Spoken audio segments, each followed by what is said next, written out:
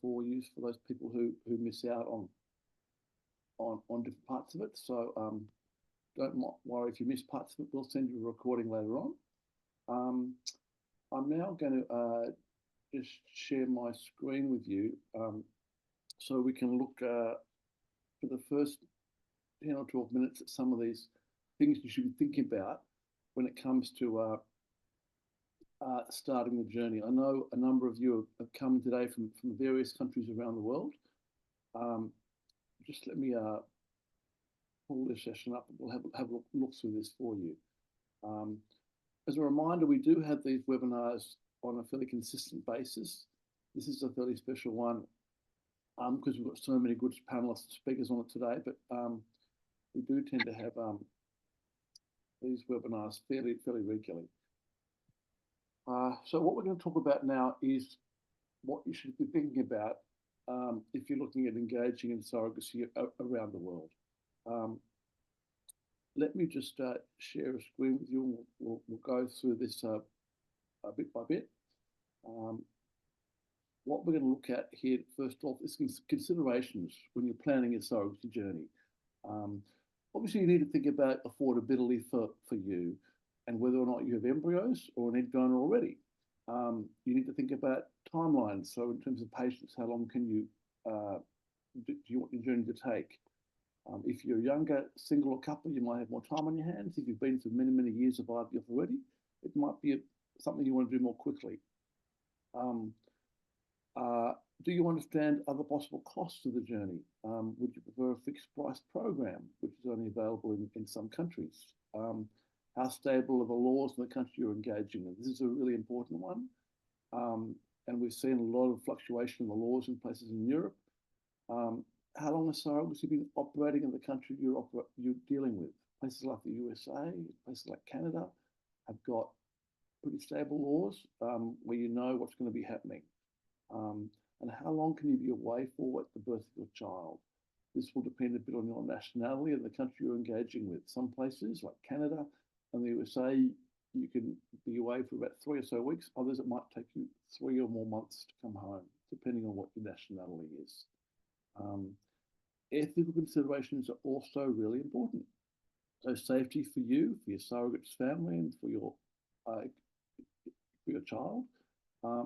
And things like, is there an ability to get you know your surrogate up front are important things to think about as an intending parent. We are going to talk a little bit today about hybrid options. What that means is where you might make the embryos in one country, but do the surrogacy in another country. So, for example, you might do your IVF in the USA, but the surrogacy might actually happen in Mexico or in Argentina because of cost considerations, for example. You might do the IVF in Canada. You can't find a surrogate in Canada, so instead you might decide, I'm going to ship my embryos to another country to do the surrogacy there. And our organisation works particularly with people who need these kinds of hybrid programs to help them out with the issues involved. So just to summarise there, that could be for cost reasons, or it could be because you can't find a surrogate in a particular country. Many people actually make embryos in their own country too, where surrogacy is not legal, but then they might want to ship them somewhere else for surrogacy also. Or they might say, I'm going to make embryos in Canada because it's more cost effective than making them in the USA. Okay, choosing a provider. What do we need to think about? Who's ethical? What standards should they follow? Now, this is going to seem a little bit tedious, but this next bit, if you like, has come from our international advisory body, which is a group of experts, if you like, from many countries around the world who provide surrogacy support for people. And we know that these cross-border surrogacy arrangements, which this is the area we specialise in, international arrangements, come with additional complexities and risks. To protect the interests of the vulnerable surrogates and you guys as vulnerable intending parents, we've got guidelines we've put in place to consider before you engage. I'm going to run through these bit by bit so you can tick them off in your mind or when you're dealing with providers. The first things are, what are your responsibilities as an intending parent? And there's 6 different things that you should be thinking about. First thing is making sure you've got some psychological counselling in place to prepare yourself for the journey. I've got to say that this is a tough journey. You guys are going to have to go through a number of hurdles, a number of ups and downs to make sure you get to the end of it. And counselling up front is really important. Avoid engaging in surrogacy in politically unstable or conflict-affected jurisdictions, places like Ukraine, obviously. Seek professional advice to understand the legals and the regulations before you go ahead. Make sure you're eligible under the destination country's laws, and there is a secure pathway for your child to be granted citizenship in a travel document. Make sure you've got agreements and advice in writing.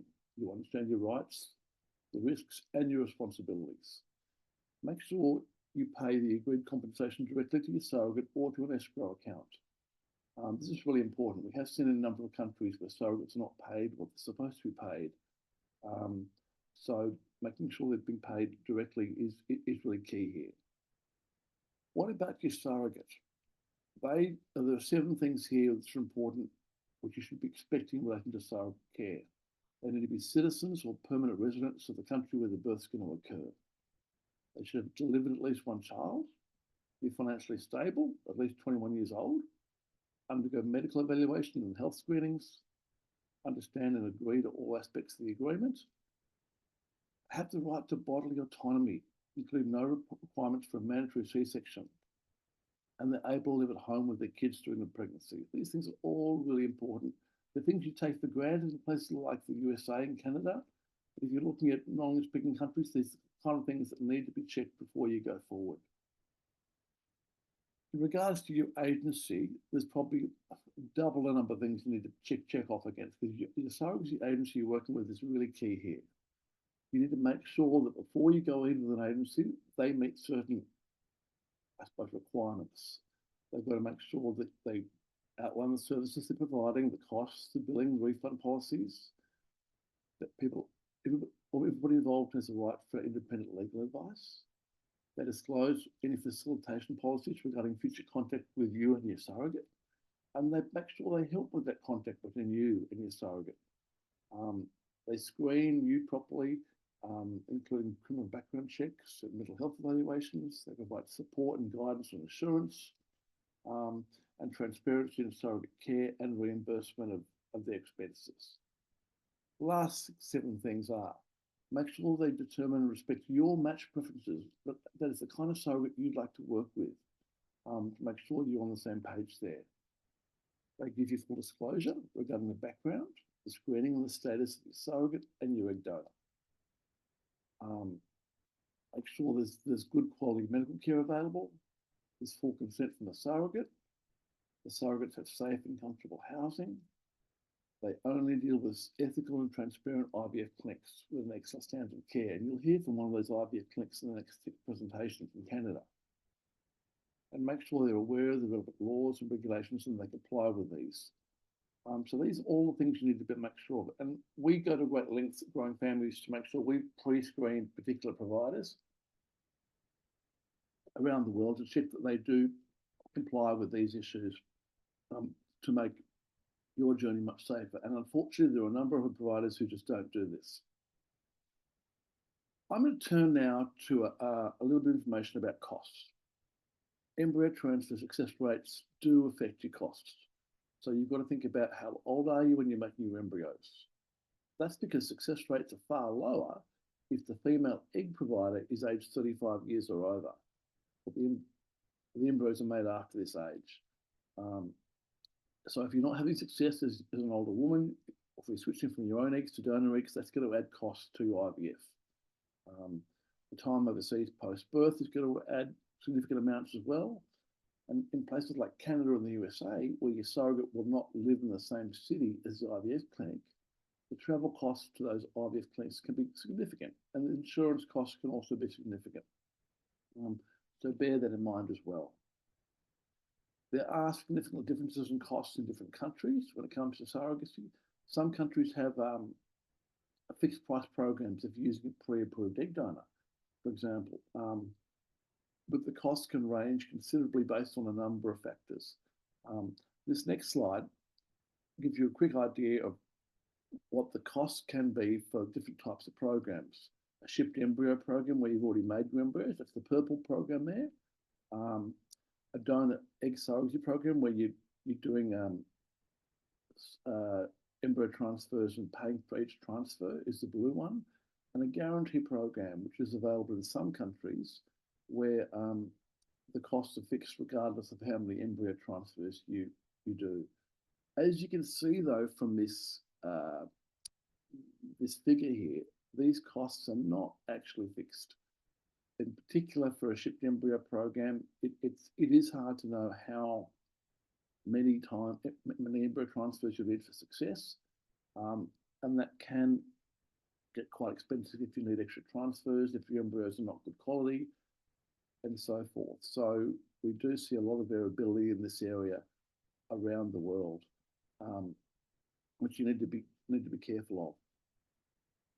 I'm going to have a quick little mention of transportation of sperm and embryos, because some of you are making embryos in countries which have very good quality IVF, like Canada and like the USA, but you're not going to be doing your surrogacy there for various reasons, as I mentioned before.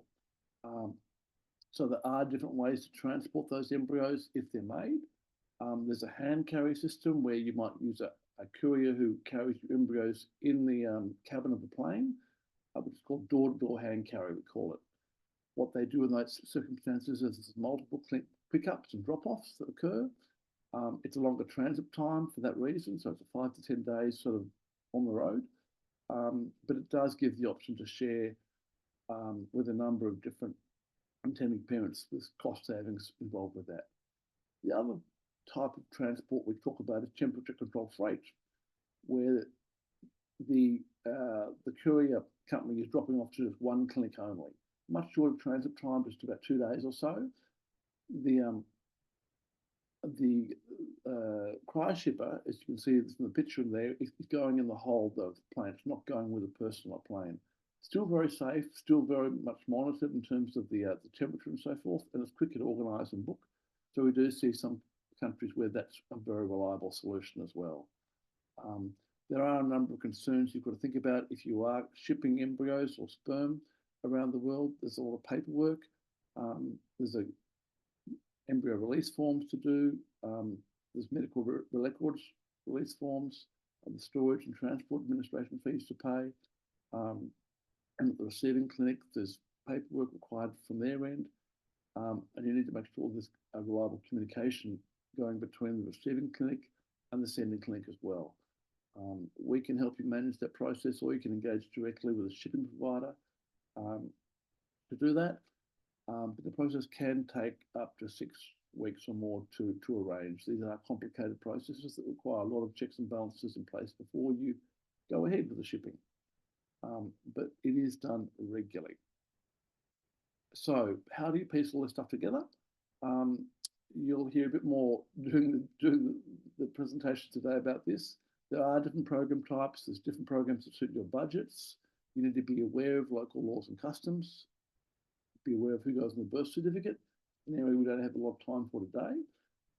Be aware of the risks in different places, what the wait times are to match in different places, whether or not you can ship embryos, what the cost is going to be of that. We do customised consultations for people who are looking for information for their situation, given you will all have different circumstances. And that will include clinic and agency recommendations, an overview of how the citizenship and passports will work, where to engage, risk assessment, and so forth. You'll hear a bit later today from Brian Rosenberg, who will also be able to help you if you're doing surrogacy in the USA. He's a fantastic program in that area. We'll hear from him a bit later. There are a number of steps involved in the journey towards having a family via surrogacy, and this graphic here explains, in summary, a number of them, starting from assessing a situation to understanding your embryo curation options, looking at where you're going to do this, your risk assessment, clinics to work with, agencies to work with, compliance, peer support, shipping, logistics, problem solving, citizenship passports, and post-birth support. So they're all areas you need to be thinking about, and all areas where we can help with if you need that kind of support. And there are concierge services we do have for people who want more hand-holding through the journey, to give them more support in terms of engaging with international providers, because it can, obviously, it's a big trust issue here. You're putting a lot of money and time into these processes, and a lot of people do want that extra support along the way. All right, that's enough from me. I hope that was a useful introduction to what we're talking about today. I'm now going to introduce you to our first speaker, who's going to talk to us about IVF considerations, which is obviously the most important part of the journey in some ways, because if we don't have good embryos, this can be a really tough area to work with. Dr. Rahi Victory is coming to us today from Victory Reproductive Care in Canada. Hello, Dr. Victory, nice to see you. Good to see you too. Thanks for having me. That's great. So Dr. Victory is a specialist in reproductive endocrinology. He's based in the province of Ontario in Canada. He's really renowned for his compassionate, individualized patient plan, approaches to care, and he's passionate about ensuring that every experience is exceptional.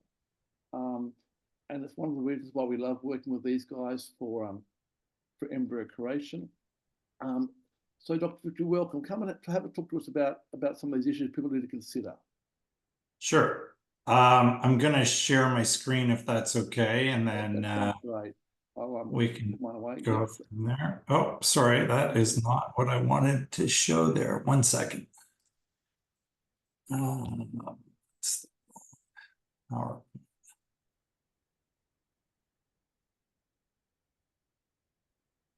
There we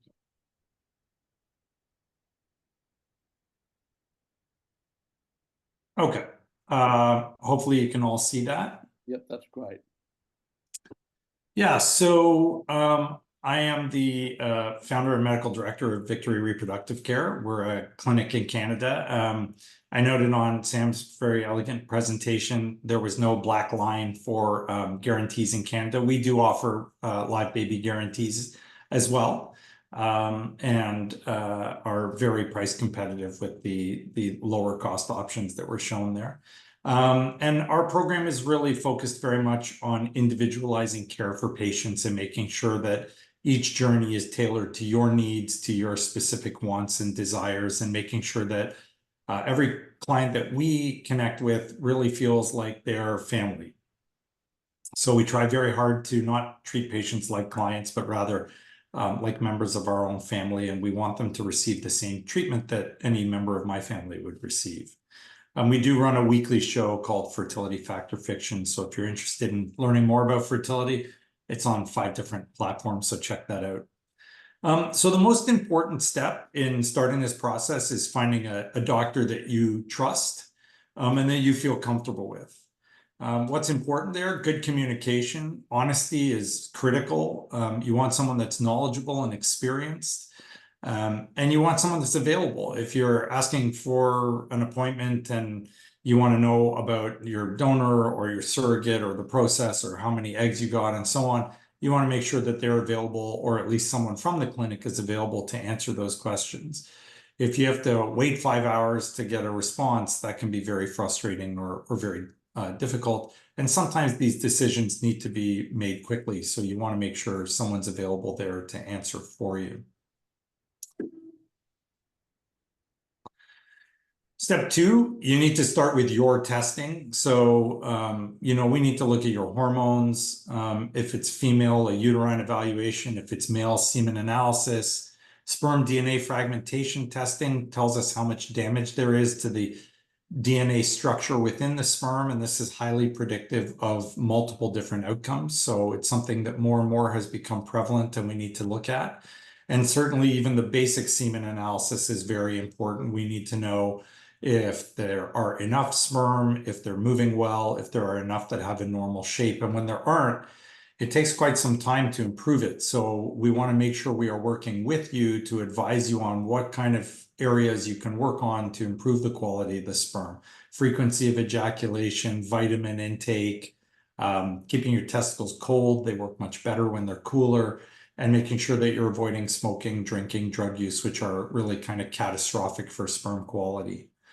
Everyone needs an infectious disease screen. And then we now have to do comprehensive carrier screening, which is a very kind of widespread look at your genetics to make sure that you don't have any specific individual genes, which combined with a donor egg could result in a baby that actually has a disease or a problem. So for example, if you're a carrier for cystic fibrosis or beta thalassemia, and then your donor has those genes, either we cannot use that donor, or we would need to do very specific testing to make sure that the embryos are not embryos that actually have the disease, which would be one copy from both the sperm source and the egg source. Finding the right egg donor and surrogate are obviously a critical part of this procedure. So the first part of it is you have known or anonymous donors, and then you have fresh and frozen if we're talking about eggs. So a known donor, you get to know them, you get to speak to them, you get to find out about them. You can do FaceTime or Zoom if you like. There's communication. You can learn about them on your own, in addition to the profile information that they would have filled out for you. An anonymous donor, you'll see images, you'll see pictures and so on, but you won't actually necessarily meet that person. In fact, you wouldn't. And you wouldn't know their name or where they live or any other features other than what's included in their profile. Age is very important. Your donor should be somewhere between kind of 21 and 32. The younger the age, there are some risks involved there. You can end up getting fewer eggs in some instances. And if they're very young, even below 21, you can actually get a higher rate of genetically abnormal embryos. Once they're starting to get older, the same things occur. You get fewer eggs, and you actually get more genetically abnormal embryos. So age is really critical. The sweet spot is between kind of 24 and 28, but we obviously accept, patients that are outside of that range or candidates outside of that range, because you can't be that rigid when you're looking at egg donors. With frozen eggs, you're really just buying frozen eggs. There's a lot more choice, but it's much more expensive and the outcomes are not as successful. Their medical history, both for an egg donor and a surrogate, is critical. They have to be healthy, no major medical problems, no major psychiatric issues, no major history of traumatic surgeries or complications from a health perspective that would impact either the egg quality or the quality of a pregnancy or the outcome of a pregnancy. And in particular, when we're talking about a surrogate, you also need to look at her obstetrical history. How many cesarean sections has she had? How many vaginal deliveries has she had? Did she have any complications? Did she deliver early? Did she deliver late? Was there heavy bleeding? Did she have to be hospitalized? Was she on bed rest?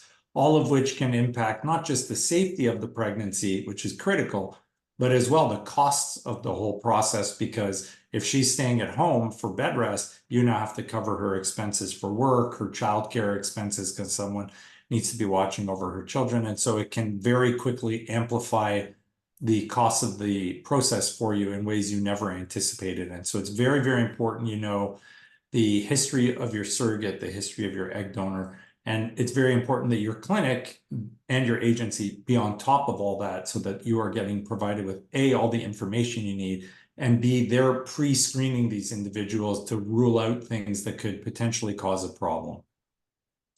Family history can also be important, especially where an egg donor is concerned. You don't want someone where there's a strong family history of heart disease or cancer. In some instances, if you're really in love with a donor and there is a history of cancer in the family, we can actually do specific cancer screening tests, like genetic tests, to see if they are predisposed to any cancer conditions. And that can help alleviate some of the concern. But again, these are all things we look at. And we also include psychiatric family history as well, because that's very important also. Smoking, alcohol, and drug use are a total no-go. So if your donor or your surrogate are smoking, they're consuming more than a minimum amount of alcohol, or there is any kind of drug use, including marijuana, we will not use them. They must stop all of those before we consider using them. And in particular, where an egg donor is concerned, smoking can have a fairly long-lasting impact. So we are very reluctant to use egg donors that were smoking and are willing to quit. There's also no guarantee that they will stay quit. We do extensive substance exposure testing, so we know what they've been on, including nicotine. But if you're already about to do the egg retrieval and you're finding out at the 11th hour that they were smoking recently, you're kind of between a rock and a hard place, because now the eggs are ready, everything's ready, the sperm is there, you've thawed it all. And at that point, you're up against the gun. So we very much try to avoid using anyone that has a history of any substance exposure. And then if they've previously donated or they were previously a surrogate, these are important elements to consider as well. They are not mandatory. You can easily choose surrogates who have never carried before, or a donor who has never donated before, and still get excellent results. It really behooves your clinic and hopefully the agency that you're working with to ensure that they are doing their due diligence to make sure that the patients appear as healthy as possible, so that you are mitigating all the risk and avoiding any potential chance or opportunity for error or complication. In terms of specific criteria, as I mentioned, you want the age between 21 to 32 for an egg donor. AMH is anti-Müllerian hormone, and this is a hormone we explore very carefully because it's the best measure we have of how strong the ovaries are.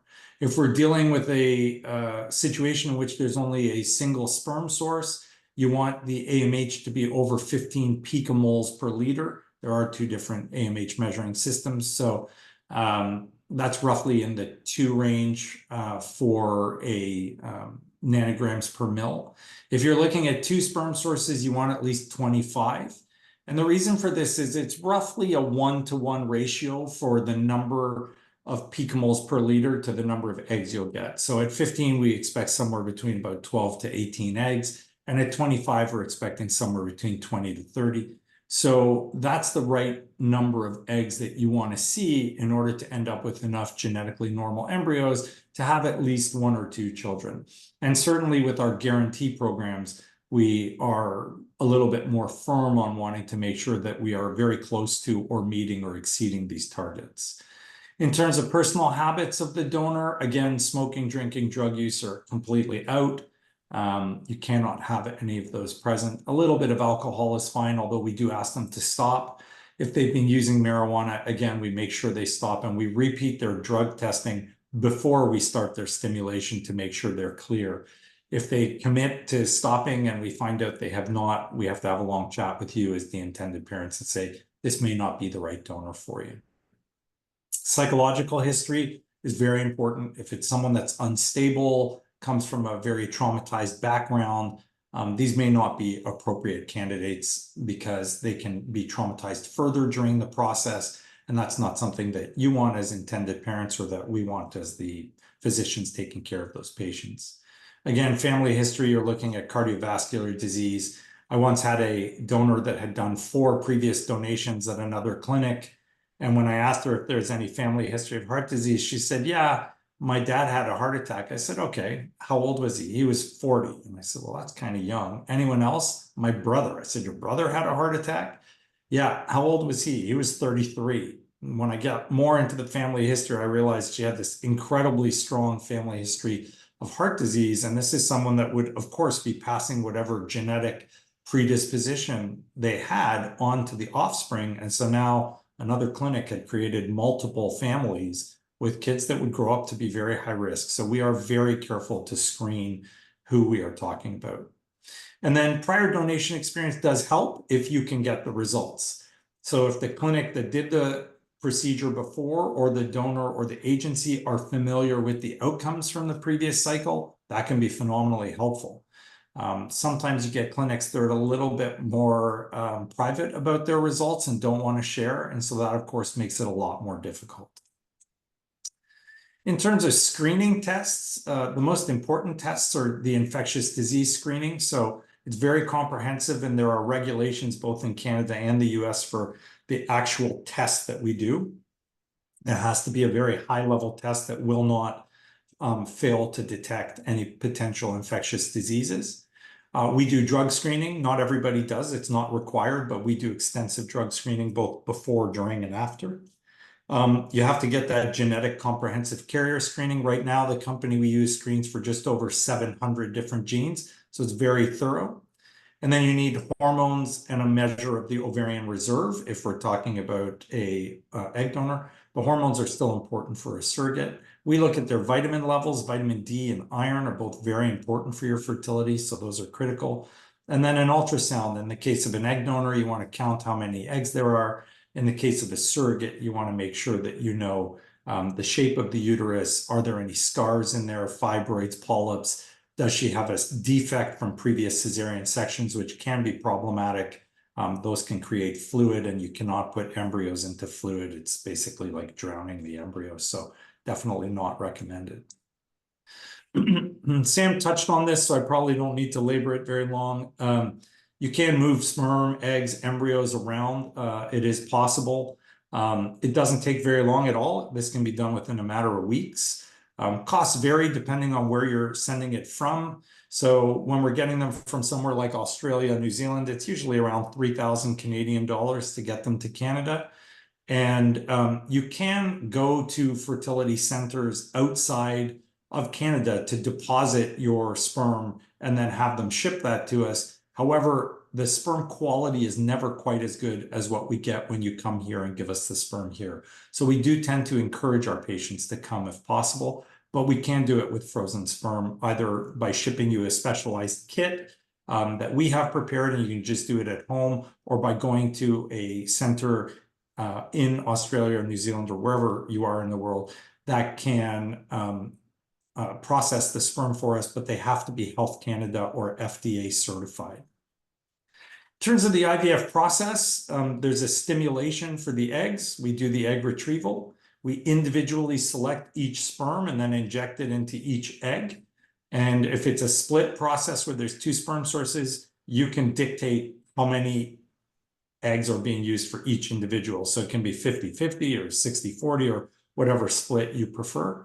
We then go through the embryo development process. We are biopsying the embryos now to make sure that they are genetically normal.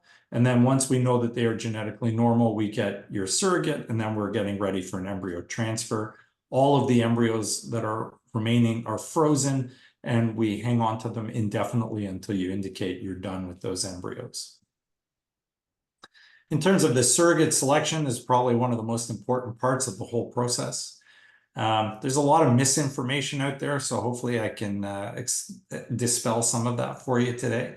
So age is really not important unless they're over 45. Once they're over 45, the problem you run into is the surrogate's at a higher risk of developing both high blood pressure, which can manifest as preeclampsia, toxemia, and they're at a high risk of developing gestational diabetes. So there are more complications. That doesn't mean they can't be used. We do have older surrogates that are very healthy women and they don't have health problems and they've had pregnancies at older ages without complications. But we do need to warn you and them of the risks. And as long as everyone's okay, we use aspirin and making sure that the surrogate's in excellent health. And that really mitigates the risks. Body mass index is very important. There are fertility specialists that will tell you that it is not. They are categorically incorrect. It is actually very important. So ideally, you want your BMI less than 30, but that's very hard to find in surrogates. So up to 35 is reasonable, even up to 37 if she's a proven surrogate and she's had no complications. But there are innumerable studies that show that a high BMI decreases your success rate, even in a surrogate. So that's very important. And certainly in the non-surrogate population, it is critical. So we know that this is an important part of their history. Cesarean section history is important. If they've had more than 3, there are chances of placental complications, which can be life-threatening and certainly baby-threatening as well. The number of deliveries is important. If they've had more than 6, they're at pretty substantial risk of postpartum hemorrhage where there's kind of uncontrolled bleeding. And of course, you need to know if they've had complications, preterm labor, miscarriages, stillbirths, high blood pressure episodes, diabetes, bleeding. These are things that can be recurrent. And if they are, obviously, both your child and the surrogate could be at risk. Again, the social habits, I won't harp on that again. The psychological history is really important for a surrogate. If she was traumatized previously by an experience or had a very negative experience, that can lead to need for additional interventions, additional therapy. Again, in addition to the fact that it can kind of jeopardize the whole process for you, there can be very substantial increase in cost.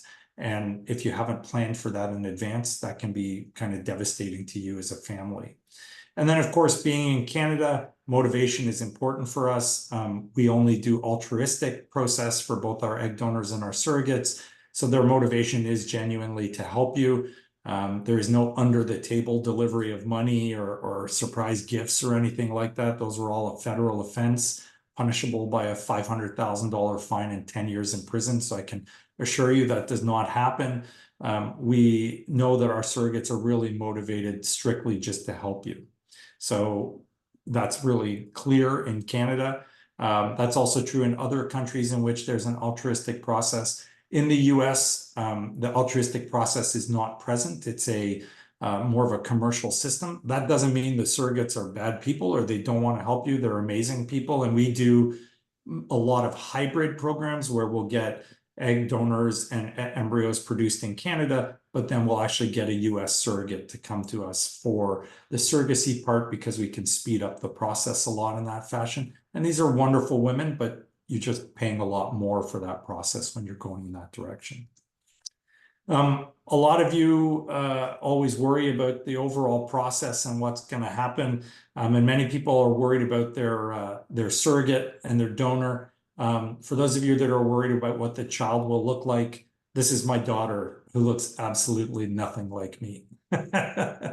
So hopefully that is helpful for you all. If you have questions, I'll be staying, obviously, to answer. Thanks, Dr. Victory. That's great. There's already been a few questions coming on the Q&A tab. So if you could just answer those in the background while we're going along, that would be great. Sure. I'm now going to introduce to us Tamari Kachlishvili. We're going to turn now to surrogacy programs in Argentina. Tamari is, like Dr. Victory, a very experienced international fertility manager. She's got a long history working in local international healthcare.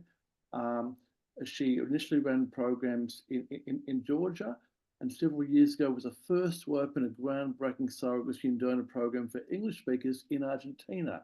And since then, her agency has assisted many dozens of gay and heterosexual singles and couples through Argentina programs. Tamari, welcome. It's great to have you here. Thank you so much for coming in. Hello, it's always a pleasure to be on the webinars that's Growing Family Organized. So it's a pleasure. Yeah. Thank you. Great to see you. So Tamari's going to talk to us about the Argentina system, the programs there, and how it works for couples. As I said in my first presentation, Tamari accepts shipped embryos as well as people doing egg donor surrogacy in Argentina and the guarantee program. So Tamari, welcome. Thank you so much once again. So let's talk about Argentina because it becomes very popular lately, especially, and it is one of the great destinations currently, I would say, in many sense. We do programs in different countries as a company, and when we have consultations with our patients, with intended parents, we always do pros and cons of different countries and trying to select best possible destination for intended parents. When we do this kind of consultations, we consider absolutely everything, like marital status, budget, of course, regulations, paperwork after delivery, in the process, shipping process, and different aspects that in terms of timing actually matters a lot. For example, when we speak about many other countries, shipping is sometimes very complicated to organize. In case of Argentina, and actually I love the system that the country has, it's not difficult to ship. It has very clear understanding of the paperwork that we need to do, and everything relies on import permission. So when we apply the paperwork, we have to get import permission, which is one-page document, and it indicates which materials must be shipped in the country. And based on this import permission, then parents can, shipping companies, I mean, can deliver materials in the country. So this process of the shipping, it takes time, of course, around 2 months, it can be said. But in 2 months, materials usually are in Buenos Aires. So we can do programs based on shipped materials, or if parents wish to go in Argentina to do collection of biological materials, they are totally welcome to do so. So what is the difference, biggest difference, let's say, between shipping and the visit? So in terms of shipping, I mentioned that we need like around 2 months. And in case of personal visits, we always are asking parents to suggest at least 2 possible dates for the travel. So we consult with medical team and confirm one of the option.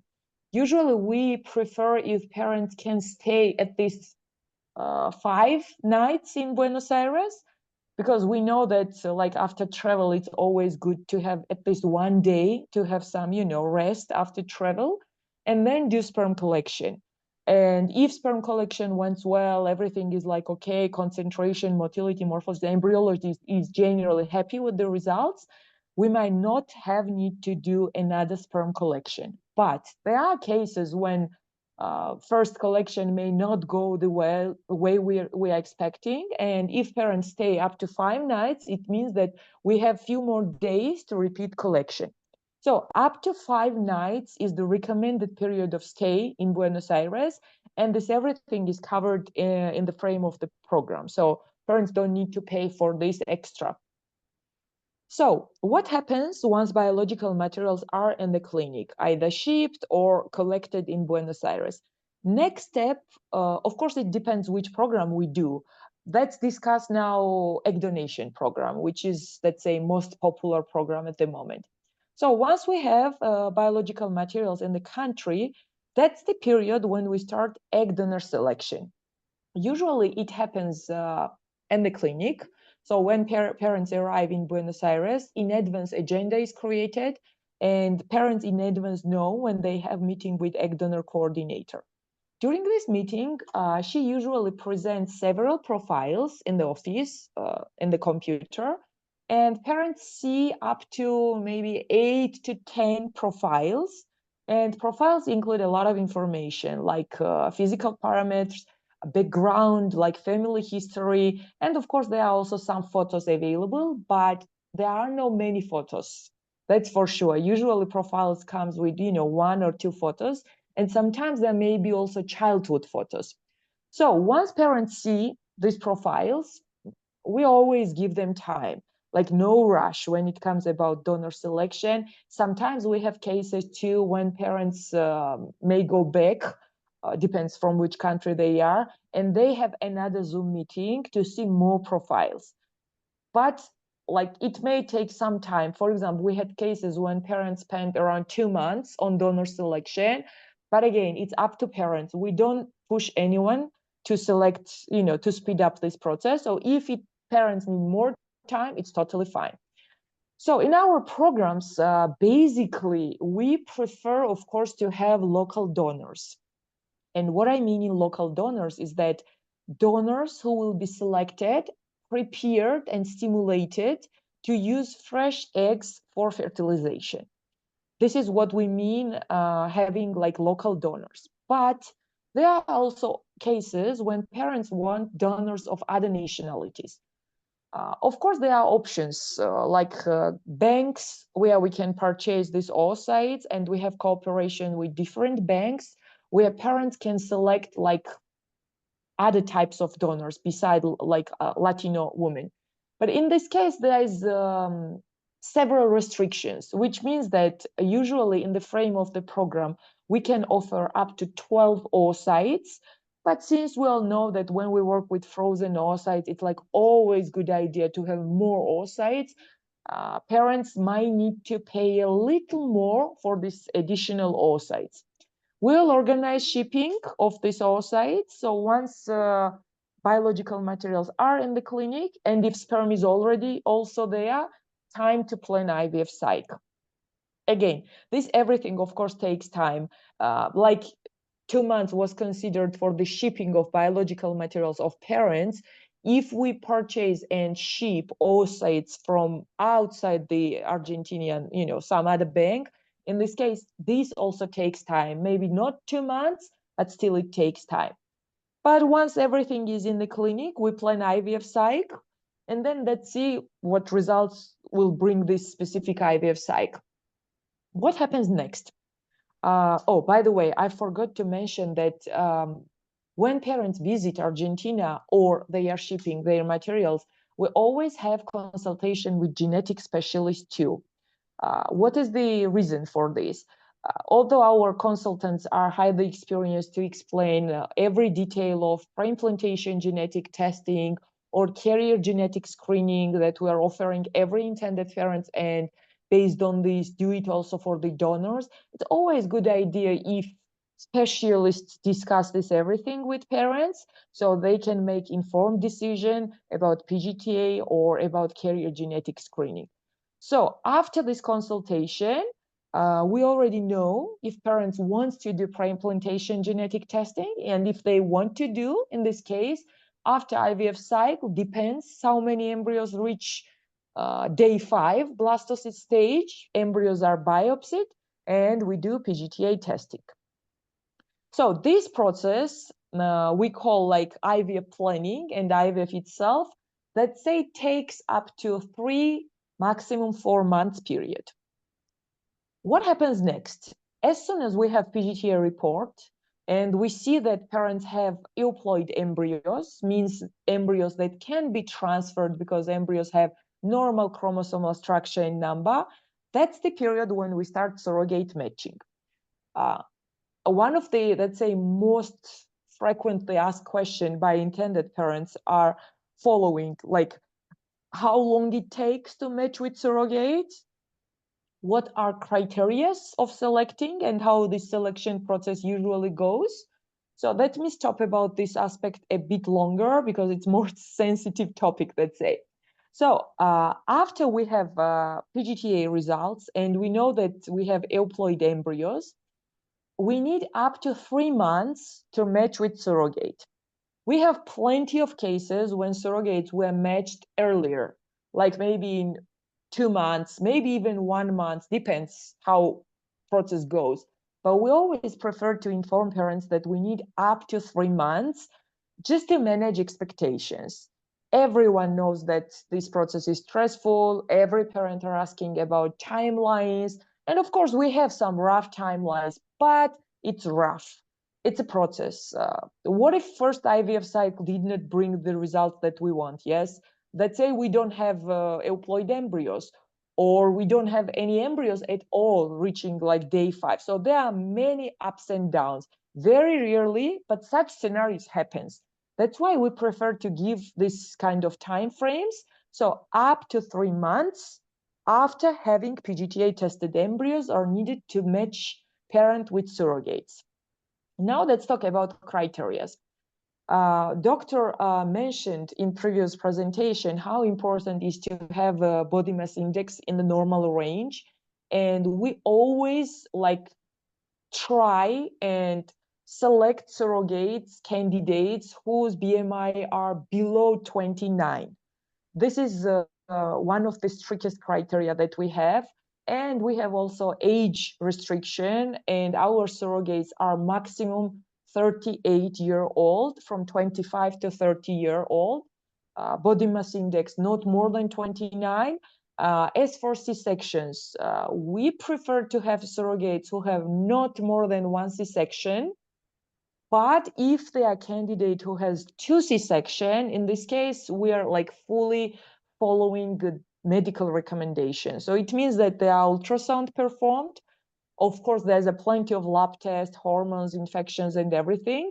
And if doctor approves surrogate who has 2 C-section, in this case, this candidate can be presented, but only, of course, after having like all confirmation from the doctor.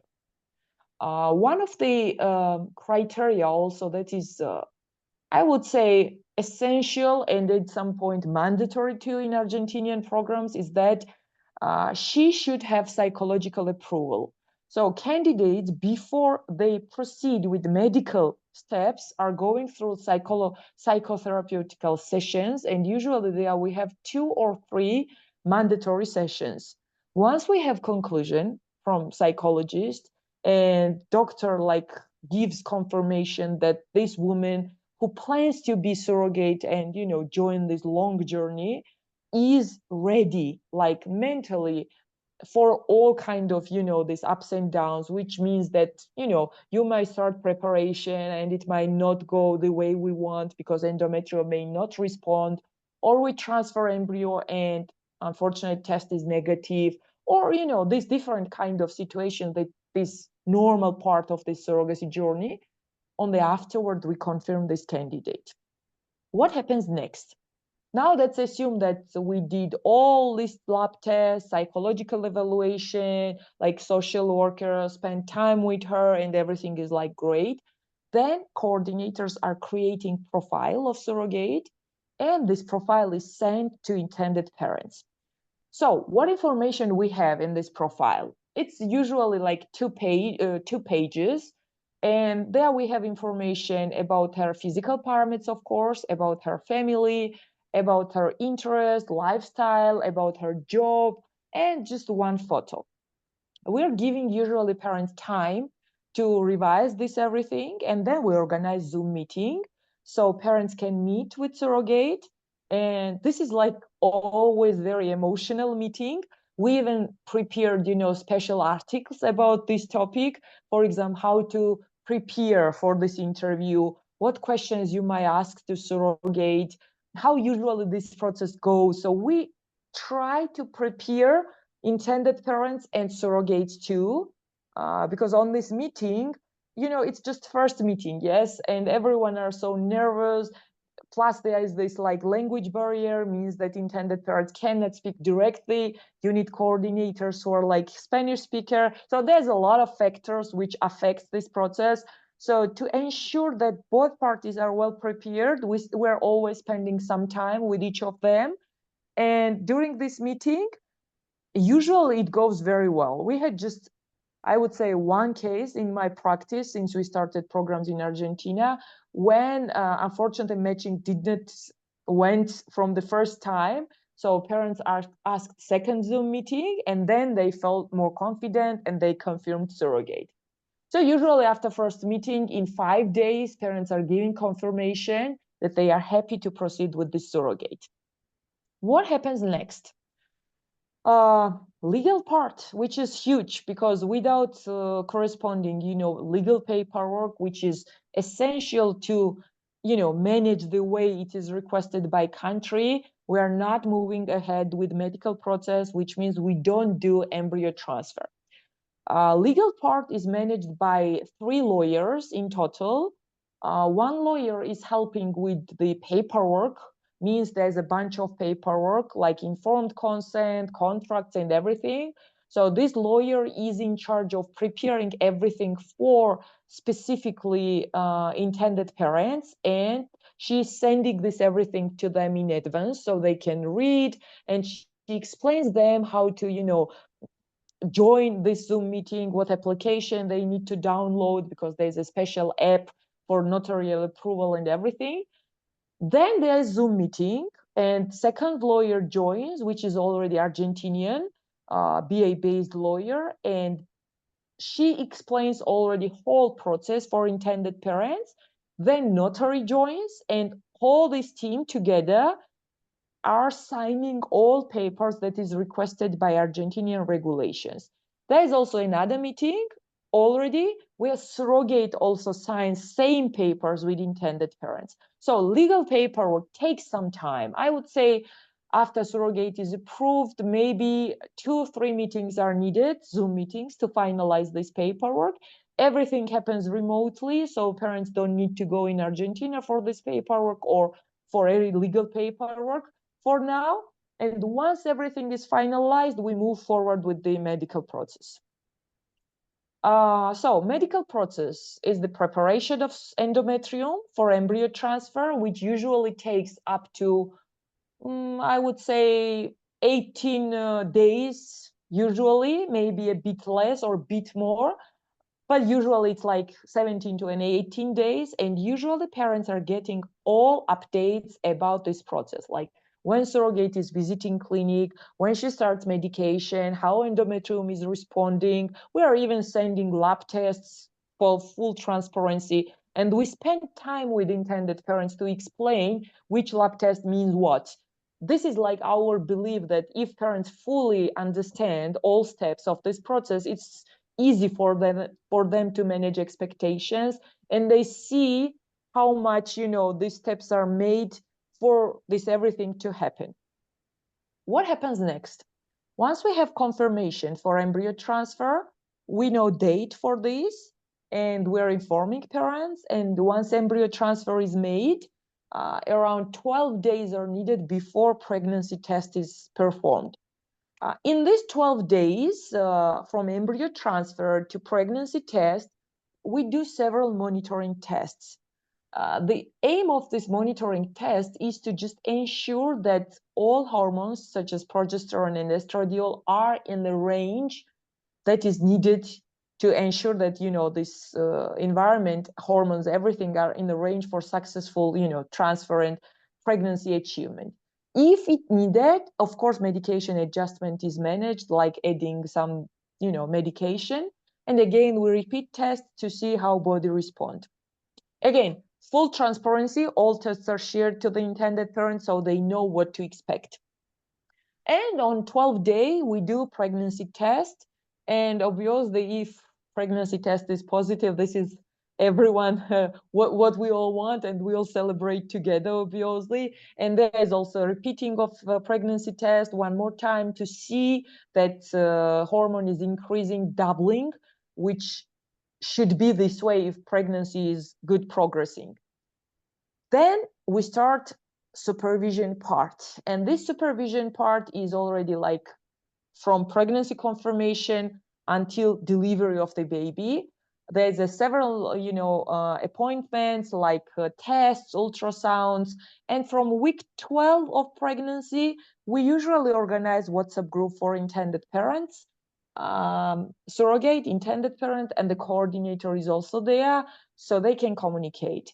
And this is I would say one of the most crucial point for the intended parents, because having this language barrier, they are always asking, will we have contact with surrogate or not? And of course they will have contact. We are encouraging all this, everything.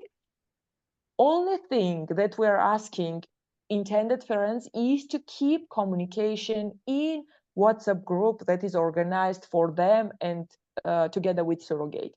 And why? Because coordinator must be there, and coordinator must see and support whenever is needed.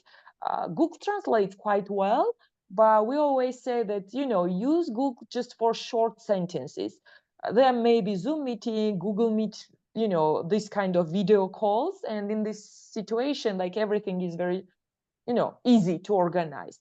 And then we have delivery, which is the, everything what we are like striving. We always asking parents to arrive in Buenos Aires up to 10 days prior to delivery, at least 10 days early, because we all know that premature delivery is something that may happen. And there are sometimes this kind of situation too, and parents are not there. So we always ask to arrive earlier. And that's it. Then we have delivery. And after delivery, once baby is discharged, we start paperwork to get birth certificate. In the beginning, I would say, like in 2022, birth certificate, to issue birth certificate, we needed up to like maybe 10 to 15 days. Now situation is a bit changed. So we are informing that after discharge from hospital, it may take up to 30 days. So again, to manage expectation. If everything goes like quickly, everyone are happy. But if it takes more, parents must be ready for this everything. And once birth certificate is ready, translation are needed, and then parents can start process with the embassy. This is how everything like is organized. Total time frame in case of egg donation program, I would say, if everything like goes well, maybe 15 to 17 months, and we should have baby delivered in this time frame.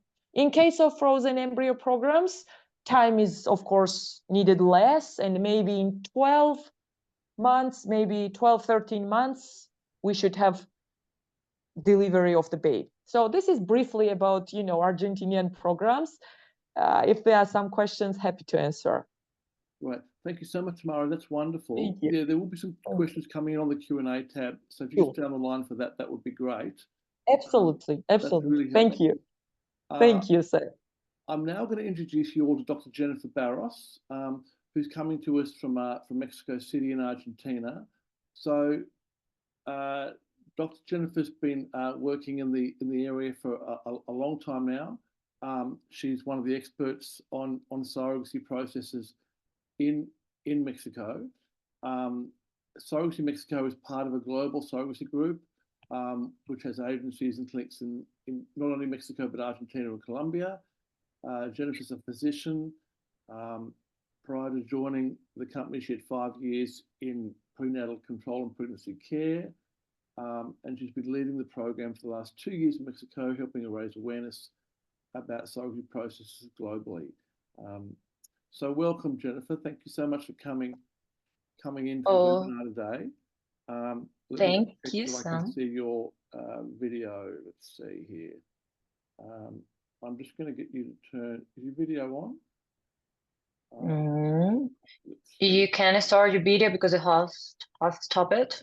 Yeah, okay. I'll just ask you to start the video. That's great. Perfect. Wonderful. Okay, good. Nice to see Thank you. My pleasure, Sam. Thank you. That's great. So I'm going to share my screen. Give me 1 second here. Okay. Cool. Okay. Perfect. Yeah, that's Please. Great. Perfect. Thank you, Sam. Okay. Good morning, everyone. I'm Dr. Jennifer, and I'm going to start talking about Surrogacy Mexico. So, perfect. We are, of course, an international company founded in Panama City 13 years ago. Our group does some of the most surrogacy cases in the world for clients over 60 countries. And our agencies and clinics are located in the 3 most convenient countries to start a surrogacy process, endorsed by the laws of each country, of course, and with affordable cost. So we have Surrogacy Colombia, Mexico, and Argentina. Our partners. So in Surrogacy Mexico, we have our clinic, Reprovida. Reprovida is in charge of all the medical part, talking about the following of our donors, the following of our pregnancies and our surrogate mother, of course, even before, during, and after pregnancies, and the medical checkups for our patients of our clients. Also, we work hand to hand with a new family foundation or Fundación Nuevas Familias. They're in charge of to take care of all the human rights of our surrogate mothers, and they take care of that part of their recruitment and give the opportunities to our surrogate mothers who decide to start this wonderful process with our patient of our clients. And El Tamirano Law Firm is the law firm of lawyers who work with us, helping our clients to get everything about the surrogate side, the agreement with the surrogate, the birth certificate for our clients, and to have everything ready about the legal part just as soon as we are close to the delivery of the baby. So, talking a little bit about the legal opinion right now in Mexico, on June 5 of 2021, the Supreme Court of Justice of the nation ruled in favor of regulating surrogacy based on the modification of the Civil Code. So the Supreme Court recognized surrogacy as a human reproductive technique approved and the need to be regulated. So what that means, right now, about surrogacy in Mexico, legally, first, is not baby stealing, good point. Second, a woman can rent her womb for assisted reproductive medicine purpose and receive a monetary payment or compensation for this. So we're implementing not just this process as a job, but with the foundation, we're giving them also the opportunity to study or to get better jobs or make some course to make their life better. It's a free process for men, women of full age without any limitation due race, nationality, religion, sexual orientation, have the right to marry and to found a family. And also, this is so important about the legal part right now in Mexico. The surrogate's name is not required on the birth certificate. So it can be removed.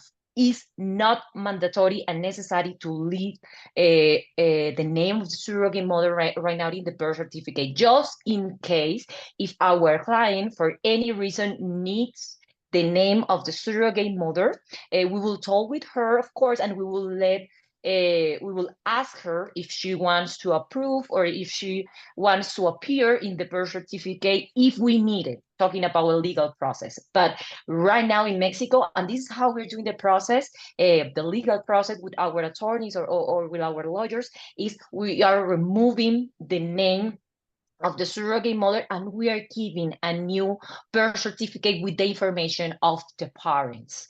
Okay, talking a little bit about timeline for the exit process of the baby in Mexico City, because this is so important. Our lawyers can get this birth certificate more or less in 1 month, but in total for the exit process, we prevent the clients and we prefer just to handle expectation to say between 2 to 3 months after the delivery. That is the time frame that we have for our clients who decide to start the process. As soon as we are close to the delivery or we're going to have the birth of the baby, after that we recommend or we are telling to the clients that they must be in Mexico City more or less 2 from 3 months. We are seeing some cases in less time, but just as I mentioned before, to handle expectation, we prefer to say that. These are some from pictures from our wonderful clinic in Mexico City. We are located in Polanco, best neighborhood in Mexico, a really safe area. And all our team in the clinic are trained, are professionals, nurse coordinator, doctors, just willing to give the best experience to our clients to decide to do this wonderful journey in Mexico City. So our programs, we have 3 programs, the embryo plan from clients who already have embryos and need to ship them to Mexico. Of course, the IVF for clients who want to use their own gametes, or semen, or their own eggs, and our secure program. Our secure plan is our guaranteed delivery or birth plan with donor eggs and for clients with normal semen parameters that we can accept them in this guarantee or secure plan. So our egg donor database, right now in Mexico, we have a donor database with more or less 50 to 70 egg donors. What kind of information you will find in this donor database? Of course, pictures of the donor just to see all the phenotypes, her medical record, her genetic panel, family history, hobbies, studies, dreams, goals in her life, everything about important or relevant information that we think that you want to know about the woman who is going to be the egg donor for your baby. So this is a summary about what kind of information you will find for each profile with the pictures and the thing that I was mentioning. So guys, these are some pictures about our clients so far in Surrogacy Mexico. For the moment, I think that one of our most important projects that we are taking advantage right now are the foundation. So that's why also I want to introducing you Alejandro. Alejandro Guerrero is the CEO of Reprovida Clinic, and also he started this wonderful project to welcome and give the opportunity for this brave woman who decided to start this process with us. So I'm going to let him start for his presentation. Thank you, Alejandro. Thank you very much, Dr. Jennifer, and buenos dias, everybody. Good morning, everyone. Happy to share with you this important project here in Mexico. Very proud to share with you this project. And next, please, Dr. Jennifer. So who we are a nonprofit organization that supports Mexican women who are part of a surrogacy process, guaranteeing their rights. And this is important because as an NGO, we have more confidence from those women who wants to be a surrogate mother and from the perception of the society on this specific topic.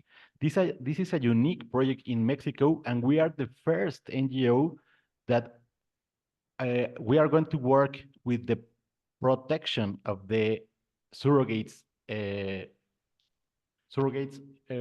rights. So this is very important for us as Mexicans. Next, please.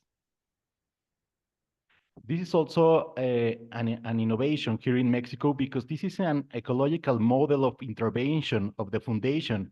So this model is designed to increase the percentage of pregnancies to take a better care of the pregnant woman, but also at the level of society to generate public policies that protect the rights of these women. Also, as Dr. Jennifer said, we train them, we advise them, and also we bring them educational opportunities to empower them and to generate sorority here in Mexico. As you can see, the baby of the intended parents is at the center of the model. And from there, everything we need in Mexico so that up to now, we have over 80% of pregnancies achieved. Next, please, Dr. Jennifer. And this is some of our activities, like the ones you can see that are part of surrogates in Mexico, living and enjoying this process in the best possible way, as well as with their families. And all that contributes to the baby being better. So everything of this is about them, the surrogate, and also the baby. We went to the Hello Kitty Cafe here in Mexico City, where they and their children met. We started the year 2024 exercising and changing habits. Then we inaugurate the offices of the New Families Foundation here in Mexico. And then we learn about the importance of the history of gender equality and the 4 waves of the feminism in Mexico. Next, please, Dr. Jennifer. So you can see how can we change the lives of these women, and they can change also the life of the intended parents. And this is where I relate what Dr. Rahi mentioned about this very important factor that is the emotional and the motivational part that can help this process. And in the foundation, we are preparing to start doing this research as well as prepare the scientific articles to know if this emotional and the human rights and to protect them and also the mental health is a specific factor to a successful process here in Mexico. So next, please.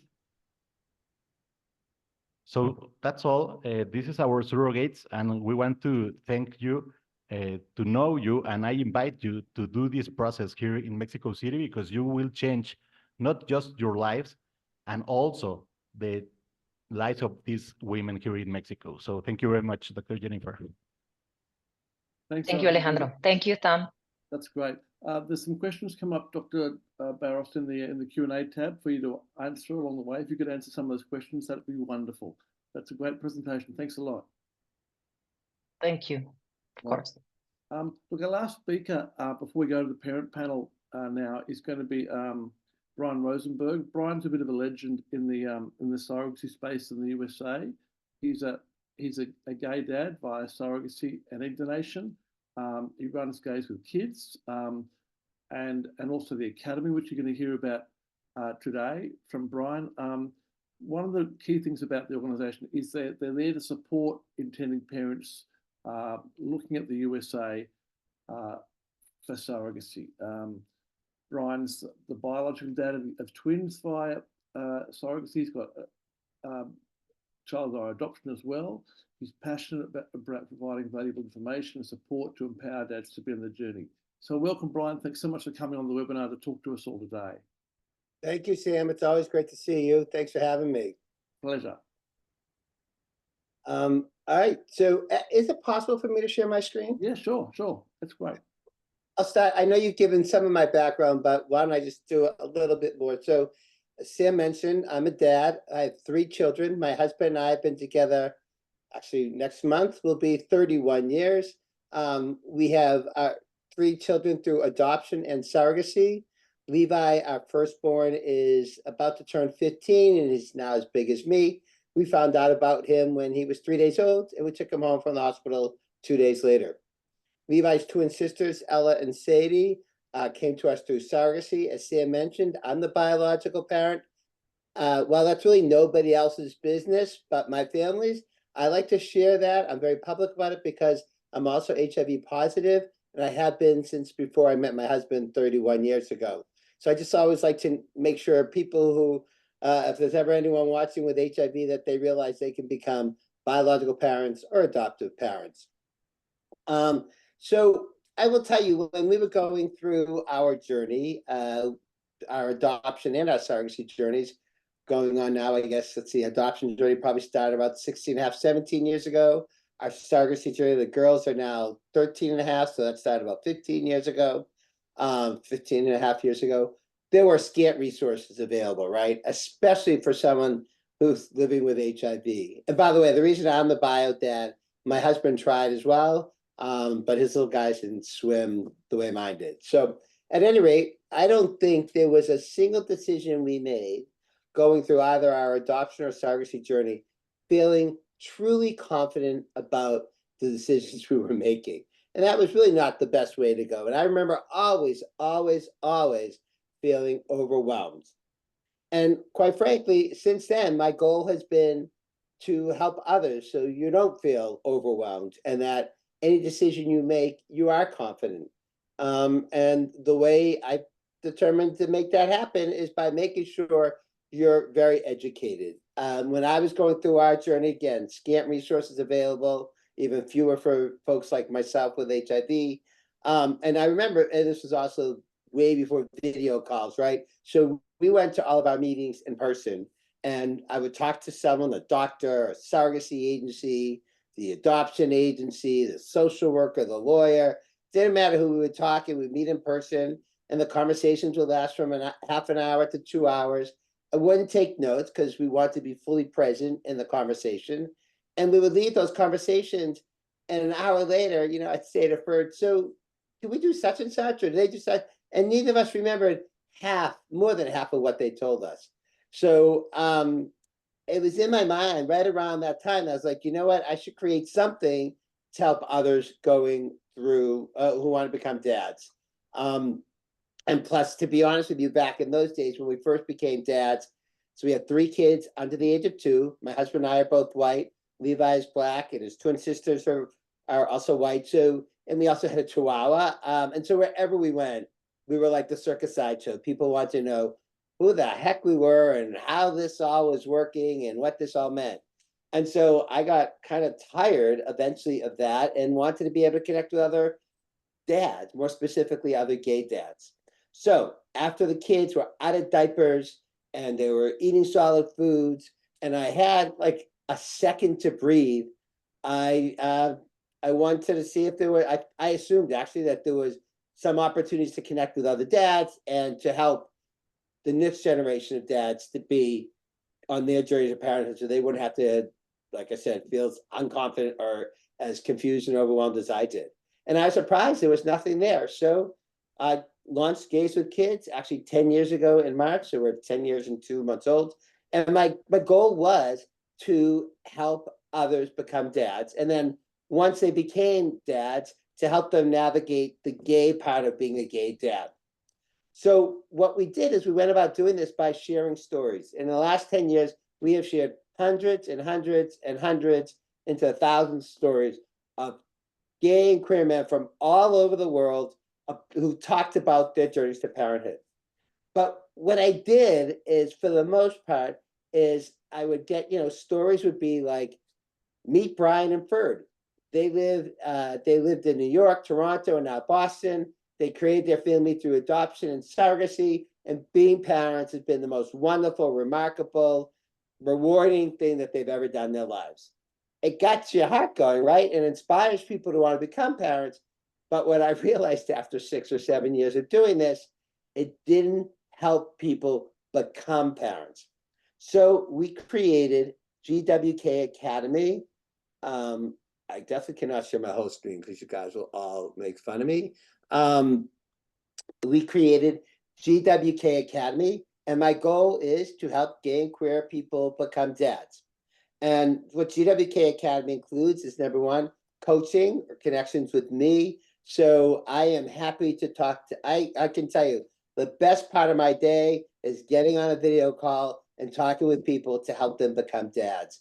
I think the most important thing is you need to understand all your options. So here in the States, we have not only surrogacy and IVF, but also adoption, foster adopt, foster care, and there's actually several other forms of foster parenting that you could get involved in as well. So truly, if I don't care, what your age is, there's an opportunity for you to have a meaningful impact on a child's life, whether as a full-time parent or as a temporary foster parent or as an even more temporary respite parent.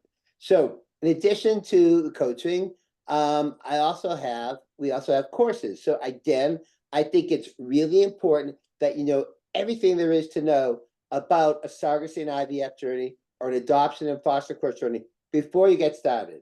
My suggestion is that you get trained on everything you need to know before you talk to family building partners, before you talk to your friends, before you talk to mentors. And by the way, we do also connect you with mentors. But before you talk to the surrogacy agencies and IVF clinics and doctors, because I want you to know at least the basics to have a foundation. And the people who join GWK Academy, what they tell me is that they feel much more in charge of their journey and they're much more comfortable, especially when it comes to talking with doctors, but even when it comes to talking with surrogacy agencies and attorneys, etc. So we take you through everything you need to know. This is just these are the courses that we have. First a quick video, surrogacy, what is it? How much does it cost? How long does it take? Terminology, mentally preparing, how does IVF work? The role of surrogacy agency, etc. I do need to add the disclaimer that right now I'm only working with surrogacy journeys that take place here in the United States. I'm hoping to expand to Canada and then perhaps to Mexico and perhaps to South America after that. But we are taking it slow because I just want to make sure we got the system down perfectly and that I really understand everything. Anyone that I work with, all the family building partners, the surrogacy agencies, the IVF clinics, etc., that I work with are all organizations that I know well. I've either known the owners or the doctors or for many, many years, or they've come extremely highly recommended. So that's what GWK Academy is. It's really my tool to help make sure you guys are going to be as educated as possible on your journey, and that you have support throughout the entire journey, not only from me, but like I said, we also match you with mentors, gay men who become dads on the same path to parenthood you're getting ready to undertake, but a lot more recently than this old guy over here. So I think that's almost my 15 minutes. I don't know if there are any questions. I'd be happy to answer them. Right, that's wonderful. Thank you so much, Brian. That's really helpful for people. So just as a reminder for people who are looking at US surrogacy, GWK Academy is a great resource to go to. If you're looking for information on these other countries, Growing Families can help you with that part as well. Brian, there's some questions coming in on the Q&A tab for you now to start answering, but that's great that you're here. Thank you so much for coming on board. Wonderful. My pleasure. My pleasure. Thanks for having me. It's always great to see you. And yes, this is what I tell people who tell me they want to have a surrogacy journey elsewhere. I say, let me introduce you to my good friend, Sam Everingham. So thank you, Sam. Wonderful. All right. Now, while Brian's answering the questions on the Q&A tab, I'm going to introduce you guys to our parent panelists now. And we've got dads, intending dads from around the world coming in to talk about their journeys through surrogacy in the USA, in Canada, and various places. Paul, hello, nice to see you. That's great. We've got Balance coming into us from Ireland here, which is wonderful. And we should have a few other dads coming in a bit later. So while we've got you guys on the line, let's talk a bit about your journeys to date. Paul, we might start with you because you're on your second journey now in the USA. Tell us a bit about when in your life you decided you wanted to look at being a parent. I think, always is the answer. My husband and we've been together for 20 something years. We've always spoken about it, but I guess if you asked us 10 years ago, if we were going to be parents, I guess we wouldn't have known how that would have come about. So it's kind of been a process of discussion for kind of 10 years, and then researching and getting information, being overwhelmed by information, kind of putting it aside for a bit, life taking over. It's been a discussion probably for a good 8 years at least, once we definitely decided. But we've always wanted to be parents. And then we got to a point where we finally were like, okay, if we're going to do this, let's really do this and really commit. Yeah, sure. And Balint, what about you two? I mean, did you take many years to decide you wanted to be dads? It is actually pretty similar to what Paul said, that even when we didn't speak about it, we knew that it's something we are going to do at one day. And then after 8 years, we got married. And then after we got married, we just like, okay, next step. So, and that's when we started to look into it and gather as much information as we can and to start planning it. And like that was 2.5 years ago, since we are on the journey already. So, yeah. Yeah, that's great. Oscar, hello. Nice to have you on here. Thanks for coming on board. That's really Thank you. Nice. So Oscar, are you a single dad or you got a partner? A partner, but my husband's not here right now. Okay, great. So what age were you when you decided you wanted to be a father? Oh goodness. Probably in my early 20s. Yeah. So soon after kind of getting together with my now husband, was when we were first kind of like started thinking about it, right? As you're dreaming as to what your life can be together. So it was definitely from the get-go.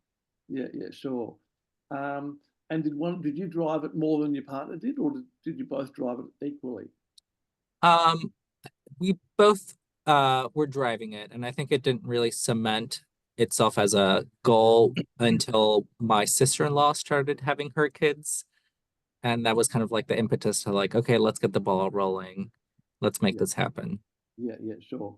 Paul, for you, what made you decide on the USA as a place to have a family? I think, well, we did look around, very briefly at other kind of options. We just always knew that the US would be the place for us. Having had friends go through their journeys in the US, but also just, I think we just felt comfortable and secure in, I guess, the framework that was there, the legal framework, and the long-standing, surrogacy. Surrogacy's been going on there for kind of 40 years, and so it just felt like a well set up, safe, secure place with a legal framework, as well as the IVF seems to be very sophisticated and very advanced. Yeah, great. Look, I should introduce everybody now. Everybody's on here. So JP's just come on. JP's a recent dad via Argentina. Oscar's a dad via Mexico and living in California. And Balint and his partner are intending dads in Canada. They've made embryos and looking to match with a surrogate. JP, hi. Thanks for coming on board. Hello, guys. Nice to see you. So what made you and your partner decide to be dads? Was it something you'd thought about for a long time? Yes, because we have been living together at that time. We have been living together about more than 10 years. So we have been talking about it. Even before pandemic, we have been doing some research. We actually attended a seminar. I think it was it was with Growing Family as well in 2018, just before pandemic. Right. And then we were thinking of doing it in the US, although it's just quite expensive, but we were going to start it, and then pandemic happened, and then we thought maybe we can hold it off. And then after pandemic, we just do the research again. Yeah. And how did you decide on going to Argentina? Going to Argentina, it's our second baby. So we met Tamari in one of the seminars as well in Sydney. Mm-hmm. But before Tamari, we had a consultation with other agencies. Mm-hmm. We were looking at the surrogacy in Colombia or Mexico. Mm-hmm. And then after the seminar and after meeting Tamari, we felt more comfortable with the agency. And that's the reason why we decided to go with Argentina. Yeah, that makes sense. Okay. Balint, for you too, I mean, obviously all of you guys needed egg donors. What did Balint, you guys do about an egg donor? Did you find one in Canada? Yes. You go first. Yes. We were very lucky. When we went to Canada first, we met our doctor. We signed up with our clinic. After all our testing, I think within 3 months, we had found our egg donor. We had 2 egg donors in mind. And we just kept on going back to the one egg donor that we loved her profile. We fell in love with her. We liked this lady. So we were quite lucky within 3 months. And then 4 months after that, we had our embryos created. So that's where we are at the moment. Yeah. Okay. And Paul, what about you? Was it a hard decision for you guys finding an egg donor or choosing one? Finding an egg donor is like, online dating or the equivalent of, because you're just kind of swiping through profiles of all these women and all their statistics and all, the genetic tests and all of that.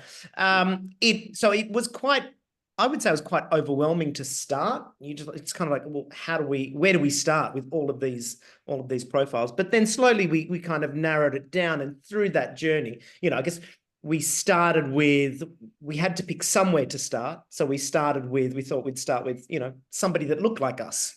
Kind of, my husband and I, we have Italian backgrounds. So we looked down kind of a European, Latino sort of characteristics first, but then through that journey we worked out what was important to us, and it ended up being family medical history, as well as the genetic testing. So it was, I wouldn't say, well, it was challenging to start, definitely, but then once we focused in on what was important to us, it became a bit easier. Yeah. Oscar, what about you two? Did you have a difficulty deciding on a donor? Was a donor a Mexican? The donor was Latina living in Mexico, of kind of a similar background as me, per like what it said on the profile. And I would say yes, right, because to what Paul said, right, you're looking through all these profiles, but from in our journey, we kind of like told ourselves, like, we're not going to rush anything. So we're just going to take the process as it goes. And right, we didn't necessarily want to compromise. And we had a situation where we had picked one egg donor and then that egg donor kind of had backed out. Right. So it was kind of like back to the start. Right. And then again, kind of like took our time, didn't want to rush anything. And luckily we were able to match with someone pretty quickly. And again, right, ensuring that the genetics kind of like testing passed and everything. So we were, again, kind of our mantra was like, there's no need to rush. Let's just do this the right way. Let's make sure that we feel good about every single decision, and then move forward. Yeah. There's a question I forgot to ask you guys was, what made you decide on going to Canada as a place? Well, there was three main reasons. One was the altruistic model is closer to us, as we'd like to have a relationship with our future surrogate, not just as like a transaction. The other one was the health system. As Europeans, we feel the Canadian health system is a lot closer to us than the American model. And lastly, the cost side of it, as in the American option is a lot more costly than the Canadian. So these were the two. And again, sorry, when we met our clinic, our doctor as well, that was something I was like, definitely Canada, that's it, it's for us, Right, you use Dr. Victory, is that right? Was it? Yes. Yeah, okay, great. JP, what about you guys? Was it hard to make a decision on egg donors for you? For the egg donor, at that time we were thinking of, because it's not commercial in Australia, so and then it's really hard to find a donor in Australia because you cannot really advertise. So our options were to buy eggs overseas, and then but we had a second option. We put our profile in one of the clinics in Australia, because sometimes they are getting a donor, but sometimes we have to wait like 1 to 2 years, because in a month sometimes like it's 100 intended parents waiting and then only 3 donors are coming in, and the donors are the ones selecting the intended parents. But we are lucky because after 3 months of putting our profile, a clinic called us and they said someone wanted to donate to us, but they said it's Caucasian, and then they asked us if we are happy to accept it. For us, it doesn't really matter, like whatever color. We don't really see colors, and then we don't really see like any kind of background. So because there's someone who would like to donate, then we were happy to accept the donation. Okay, so you made your embryos in your own country and then you shipped them to Argentina, is that right? Yes, that's correct. Okay, interesting. Right. Yeah, that's a reminder of what we were talking about earlier today, is that's what lots of people can do. Yeah. All right. Oscar, let's go to you now. What about the surrogate matching? I mean, what year did you engage in Mexico? It was a while back now, wasn't it? Pardon me? When did you do Surrogacy Mexico? How long ago? Yeah, so we started the process fall of 2021, and then I went down to Mexico for semen deposit in spring of 2022, and then the embryo was transplanted end of November of 2022. So our son was born August of this past year, 2023. Wow. And did it take long to find a surrogate? No, so because we had matched with one egg donor prior and then that didn't work out, we kind of had already started that process of trying to match with a surrogate. So by the time we matched with the second egg donor, there was already a surrogate identified who had matched with us and was willing to carry our baby. Right. Okay, great. And do you speak any Spanish? Yes. So one of the reasons that we chose Mexico was my mother is Mexican. I spent every single summer of my childhood in Mexico. So I know how Mexico operates. And I also wanted my child to feel like he or she would have a connection to a country that is really important to me. So that would be a reason, even though I live in the States, it would be a reason to keep going back to Mexico, right, to give him that experience that I had growing up. So that was a big choice in choosing Mexico as the location for surrogacy. That makes sense. For all of you, were there arguments about whose sperm would be used to make the embryos? Did you each make sperm from both partners? Yeah, we go ahead. JP, you did embryos from both of you? Yes. So we had discussion with my partner, like which sperm to use first. Yeah. But what we've decided on is we use the healthiest sperm. So that went first for our first baby, and then the second healthiest for the second baby. Okay, fine. Darren, what about you two? What did you do? Well, we split the eggs to two, and we have two sets of embryos, some with mine, some with his, and then we'll probably just flip a coin when we have to decide. Yeah. Okay. Paul, did you have an argument about this in your? No, we didn't have an argument. We did the same. We split the egg collection 50-50 and both fertilized.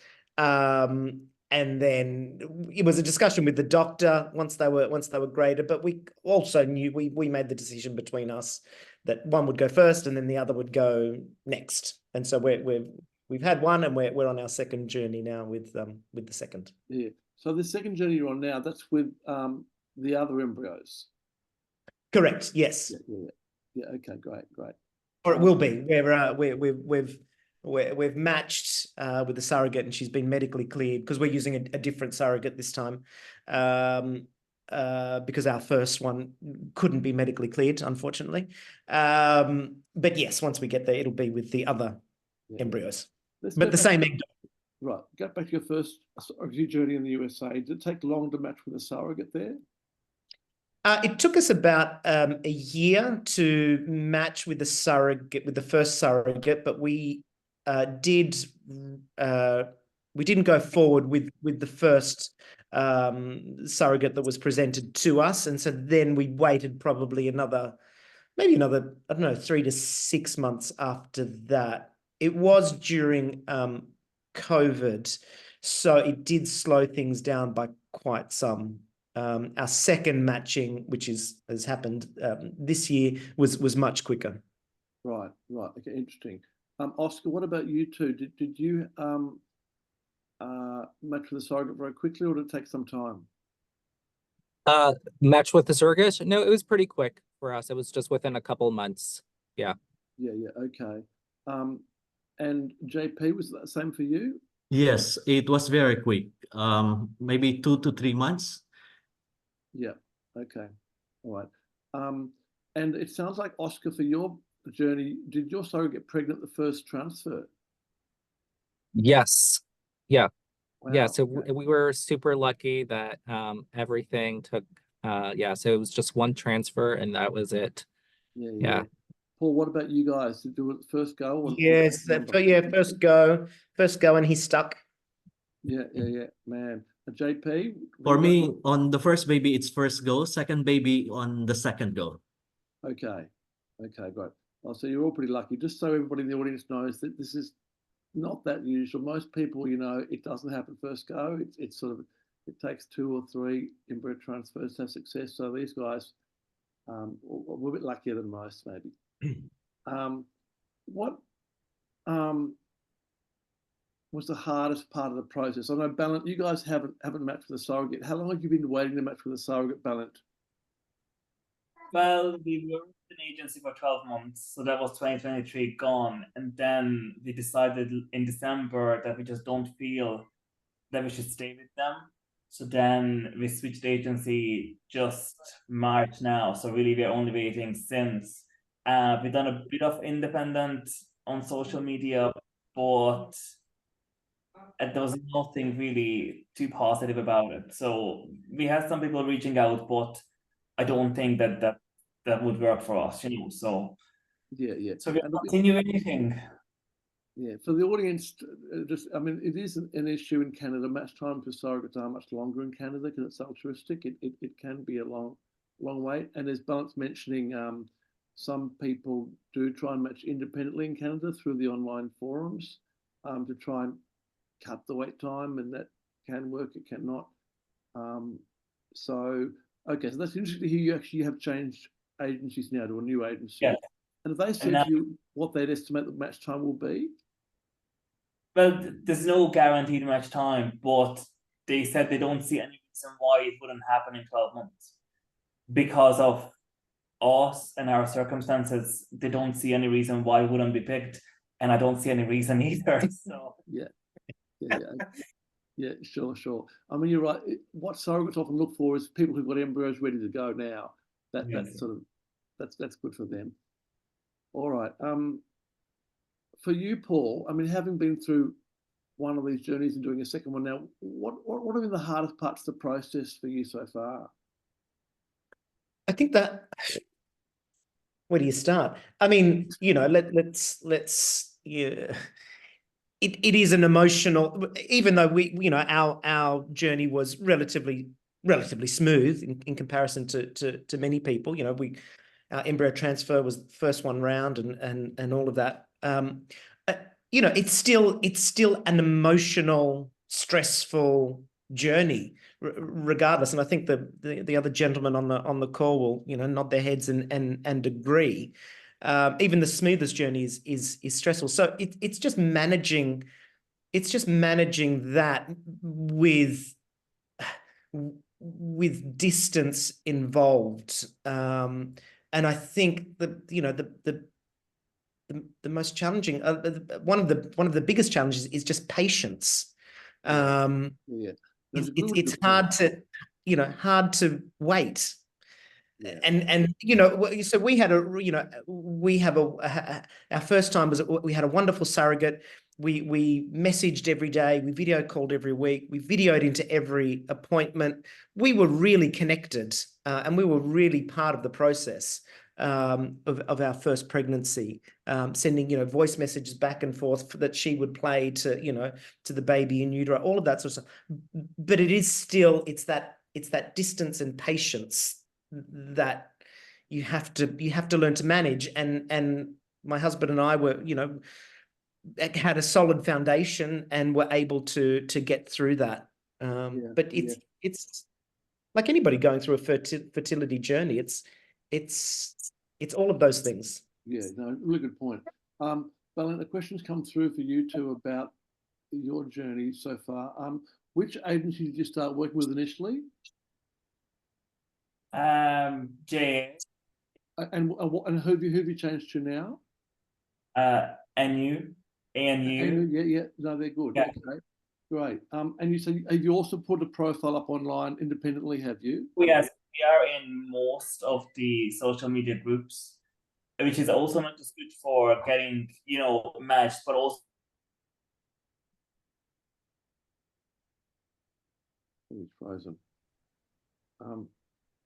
We'll come back to you. Okay. We might then go to JP, because Balint's frozen on me a bit. What's the hardest part of the process for you, JP? The hardest part is really because everything happened like on the other side of the world. And in each step or in each puzzle that you're going to complete, you don't have any control. So you really need to just put your trust in the process. And I think it comes with your trust to the agency as well, because they are the ones who's going to represent you. Because obviously you need a lot of pieces in the puzzle. So you need the IVF clinic, you need the surrogate, you need the donor, you need the whatever you need, and then the agency has to be really responsive. Because when you have questions, when you are in doubts, because there would come a time that you have doubts in the process, and if the agency is not responsive, you just feel lost. And I've had discussions with some agencies. Sometimes like in one of the agencies, I've requested a contract, and they didn't get back to me like in 2 weeks time. I waited for so long, followed up the contract, and then they got back to me after a month, and I said no, I won't go to this agency, because like in the first place, in drafting the contract, it just like too long to do. So yeah, it's really important that you have trust to the agency, and you're comfortable and confident that your agency is capable. Yeah, no, really good advice. Oscar, how did you decide on the agency to work with? Yeah, so we had interviews, right, introductory interviews, and again, kind of like echoing what JP said, right, responsiveness from the agency, right. I think we met with a couple other ones before going with Surrogacy Mexico and Reprovida, where it was kind of like a week later we heard back, or 2 weeks later, and it's like, okay, that's not what I'm looking for. So definitely someone who was responsive. So response time was important for you, yeah. Yeah. And I think once we were in the process and getting through it all, and even like the attorney, the attorneys that they partner with, right? It was just confirmed like I made the right choice, because like other surrogate parents who used other agencies were going to them to solve all their issues. So I felt like at the end of the process, like I felt like, okay, we 100% made the right choice here. Yeah, okay. Yeah, I saw a post from a intending dad who's just been in, I think, Colombia, and he saw 8 agencies in Colombia, and he came away so confused because he's seen so many agencies, all with different answers. And he said, I'm more confused than ever now. So maybe the answer is there, don't see too many agencies, maybe just limit it to shortlist 4 or something, I don't know. Because you can get overwhelmed. There's lots of information out there. But Paul, did you meet your agency face-to-face before you went ahead? No. Again, just our first journey was through the pandemic, so we didn't meet anybody. Our agencies, our agency, our lawyers, our surrogate, our doctor. We didn't meet anybody in person. It was all done virtually. Yeah. What about you, Ballant? Did you guys meet your agencies, or was it online too? Well, everything was online. The only people we met in person was our nurse and our doctor, nobody else. Yeah, wow. It is quite common. I think, JP, you said you met Tamari in person, didn't you? Yes, in the seminars, and that gives me more confidence as well, because it's different when you meet the person like face to face. Yeah, that's true. But as you say, Paul, during COVID, we didn't have much choice. You had to sort of do it online then. But a lot of people, think, oh, it's a long way to travel. Which is why we run events, I suppose, so we can bring people together with intending parents, so they can meet them face to face. It can be useful. Yeah. All right, JP, what was the hardest part of the process for you guys, do you think? Did you say? I think I answered that. Yeah, that's right, you did. Yeah. What about Oscar for you? I think just echoing what Paul said, right, is having the patience, and then just keep like reiterating the mantra, like there's no need to rush this process. Let's just do it right. Yeah. No, that's a good point. What advice would you give to other people, like about going forward with this process? Oscar, if you were giving advice to people looking at surrogacy, what would you say? I would say, well, if you're going through it with a partner, just make sure that you're obviously on the same page, that you have a really strong foundation, right? Because bringing another life into the world is chaotic. It does challenge your relationship. So that would be something like, make sure that you're 100% like both committed to that end goal. And then once you're in the process, right, just communication between you and your partner, communication between you and the agency is super important. And then also like have patience, have ways to kind of like let that stress out, because it is stressful, right? Like for many of us, it's somewhere elsewhere in the world, and it's hard to give up like control, right? And it's hard to give faith to a process and people that you sometimes have never met. Yeah, sure. Did you get to know your surrogate very well during the process? I was in part of the doctor meetings, and then video calls with her, and then had a lovely time with her in Mexico prior to her giving birth. So that was the first time I met her in person. Yeah, sure. And JP, what about you guys? Did you get to know your surrogate very much? Yeah, we had a Zoom meetings whilst in the process, and then we met the surrogate when we traveled to Argentina. And that's it really. We never had any other communication. So yeah, through Zoom meeting we met the surrogate like one time or once. But it's also a decision or preference on ourselves. Right, okay. Paul, I imagine you got to know your surrogate quite well the first journey, did you? We did. Remarkably, most of the pregnancy, it was via, phone and video. But like I said, we built a really wonderful, warm, trusting relationship with her and her family. Like we were, as I said, messaging every day and calling every other week, and we were very much part of the process. We went to the States 2 weeks before the pregnancy, so we spent a lot of time with her and her family then. And then we decided to spend 5 weeks after the baby was born close by her, so we got to really spend some quality time with them, and that she got to know us personally, in person, I should say. And we still talk, we still message every other day. She's planning a trip, her and the family, to come and see us in London in the coming months. So it honestly, we couldn't have asked for a better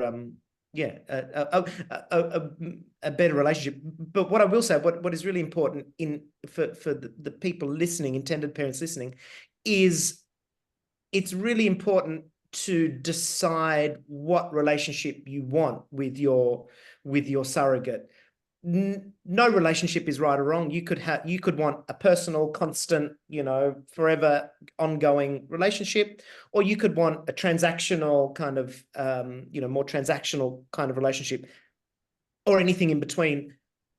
None is right, none is wrong. You just need to, I think, be open and honest with each other and your surrogate, so that you are matched, and your agency, so that you're matched with the right kind of person for you. Yeah, no, that's good advice. What advice would you give other people going forward, Paul, about this process?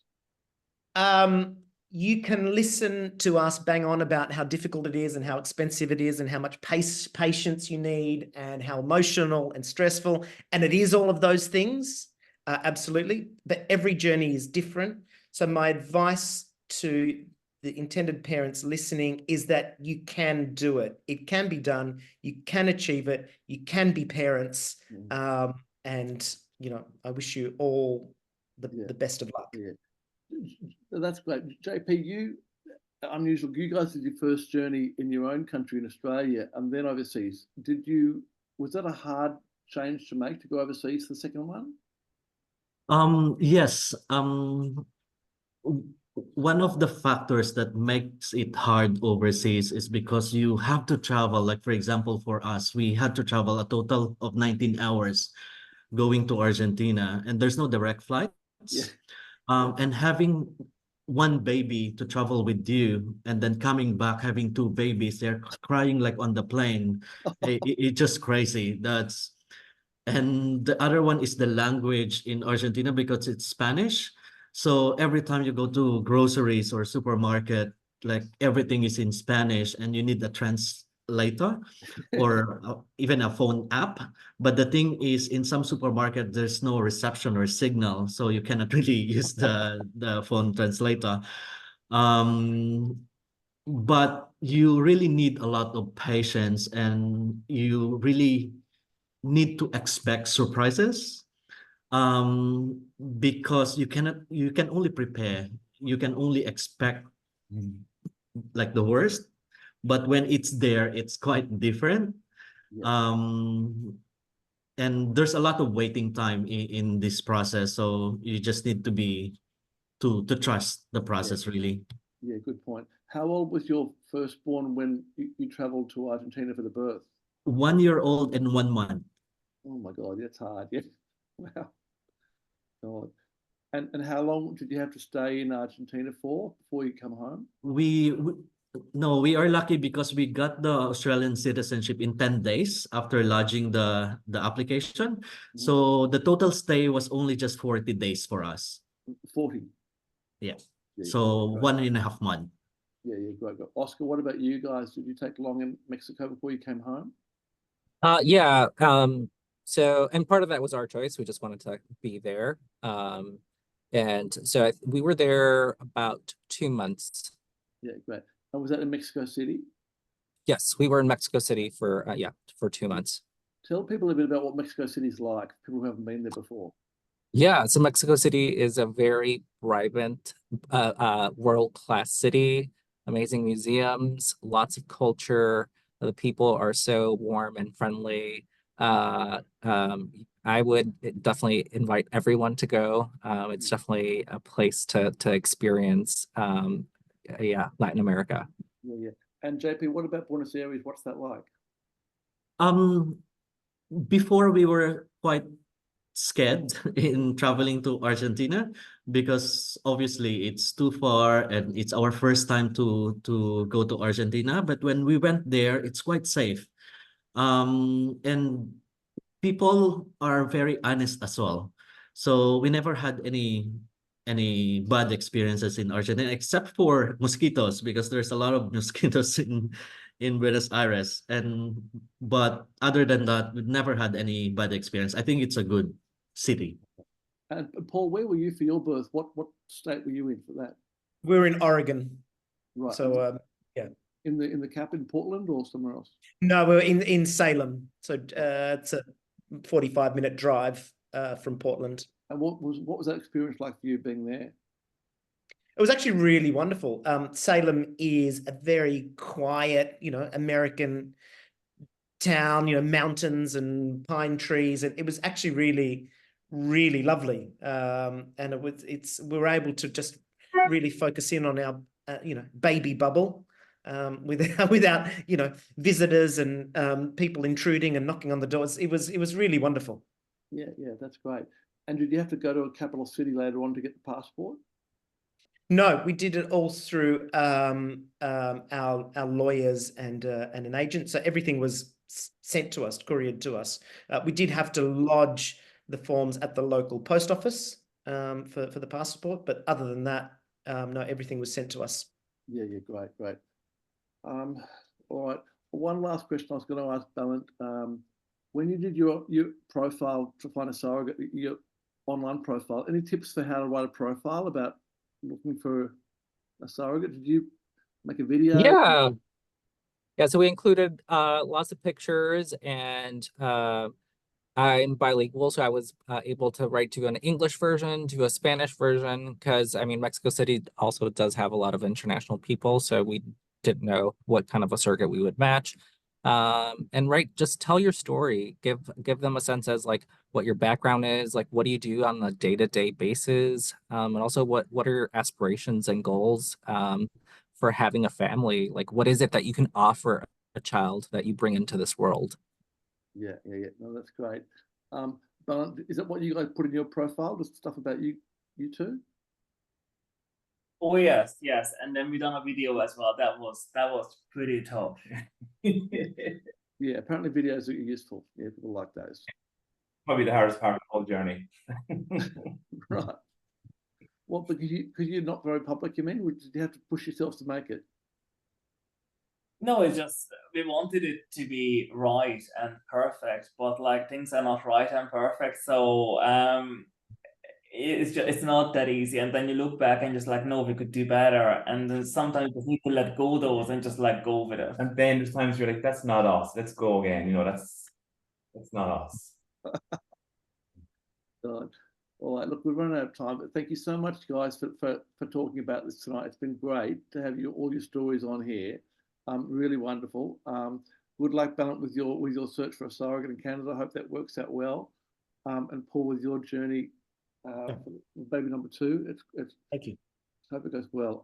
Everybody's really loved it. So thank you again, and we'll keep in touch. All right. See you guys. Right, thank See you, everybody. That's been. I hope it's been a helpful webinar for tonight for everybody. If you've got questions, please email us with anything else you want to hear about, or come along to one of the face-to-face events we have around the world at different times of the year. That's great. Have a good weekend, everybody.